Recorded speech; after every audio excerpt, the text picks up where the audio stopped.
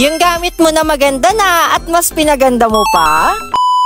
So, ayun na nga, diba? Bumili ako nitong makeup trolley tool case ko na ito. Tapos biglang pumasok sa isip ko na pagawan ko siya ng vinyl sticker para ilagay dito sa salamin niya. Kasi for sure, kapag ginamit ko na to sa aming client, ay magpipicture-picture sila. Kaya sabi ko, dapat mailagay ko tong sticker ko para kita yung pangalan ko. Since may vinyl sticker din yung isa naming luggage na dala-dala kapag nag-home service, kaya dapat meron din ito sa labas. Para kapag dala-dala siya, ay makikita agad yung pangalan ko at kung ano yung ginagawa ko. Ganito kasi yung ibang marketing strategy ng ibang kakilala ko na gumagawa sila ng kanilang trademark. Talagang ginasusan ko to para mas lalong mapaganda. Bali na sa around 200 din pala yung gastos ko dito sa paggawa nitong sticker na to. And aside from that, since maingat talaga ako sa mga gamit ko sa paghahanap buhay, kaya binilan ko siya ng pamproteksyon. Bali itong itim na to ay kasama to sa kanya nung binili ko at libre lang. Kaso nga lang ay hindi makikita yung pangalan ko kaya bumili ako nitong plastic. I think nasa 150